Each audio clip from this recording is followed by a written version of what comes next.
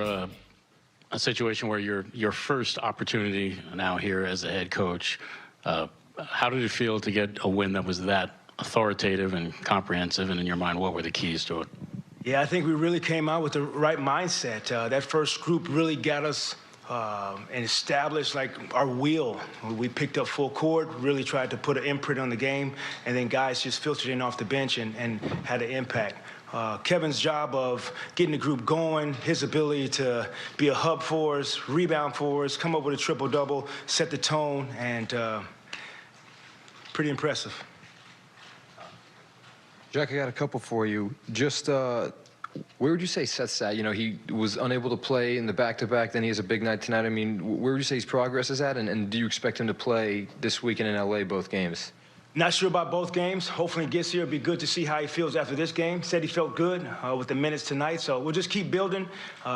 Surely good to see that ball go through the net, I'll tell you that. And then Edmond, you know, he talked this morning about missing the open threes they were giving him. It looked like tonight that finally changes. What would you say to him? Yeah, I think overall the looks have been good. And so the process is right. We talked about that. Continue to trust each other, spray that thing. And we even said in the timeout, like, Kevin's ability, he hit Edmond in the corner. They shifted, made three, did the same thing with Royce when he was at the elbow. He missed a shot, but the process was right. So we keep doing that, we'll be all right. And just last one, is there anything new with T.J. Warren? Nothing new. He'll get some more work on the road when we head out west. And good thing is he's still on the court and progressing.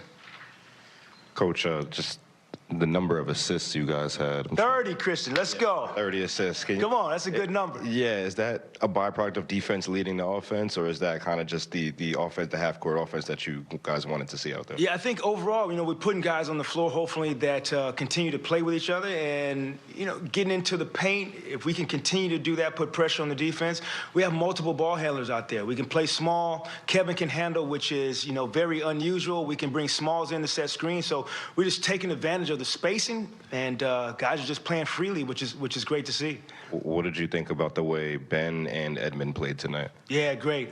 You see Edmond setting the tone for us, picking up full court. He did it versus Luka. He did it tonight versus Brunson. So he'll continue to do that, set the tone. It just makes a difference. He's engaged. He gets the rest of the group engaged. And then Ben was great. I thought he was aggressive. I thought when he had the basketball, he pushed it with pace. So I think overall a positive night for him. At the beginning of the second quarter, I think the Knicks scored 5 quick points, and you called that timeout. That was a quick really one, quick. Christian. Yeah. We're not going to let that thing get any further than that. Yeah, that was a quick one. We had to talk it over. We had a shot that wasn't great, and then also offensive rebound same time. So we just had to lock back in and remind them to lock back in. Jacque, the defense these last few games, especially tonight, it seems like there's just better communication. A lot of these guys on some of these switches, recovering all the way across the court to match up. Like, what do you attribute that to these last few games? We showed 2 clips at halftime. The 2 clips were us shifted, very much so, covering for each other, the talk behind it. And it's not going to be perfect, and that's what we talked about. The basketball isn't perfect, but you cover for your teammate, and he covers for someone else, and we can live with it.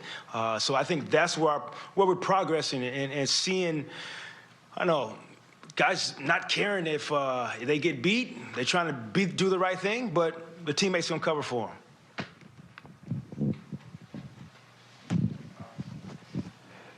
Jacque, the box score only says, 2 assists for Cam Thomas, but even the hockey assists, he'd rack up more. I mean, obviously there's a thing in Summer League about him, trying to be more of a playmaker. I mean, how much has he grown on that from his own emphasis on it versus, you guys in the coaching staff kind of staying on him for it?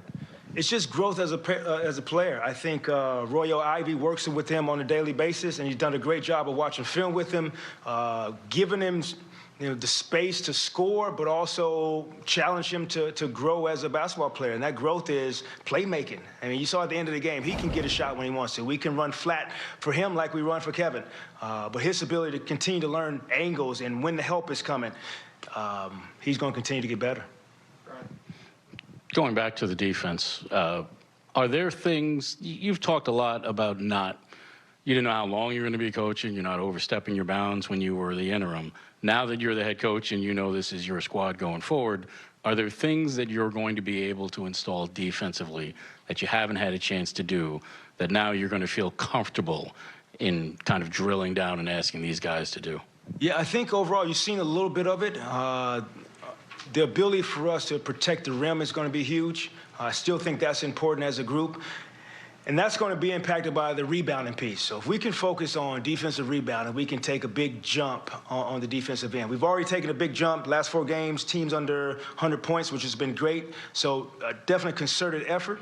The fouling, the defensive rebounding, we can take another jump, Brian. Thanks, JV. Okay. Thanks, guys.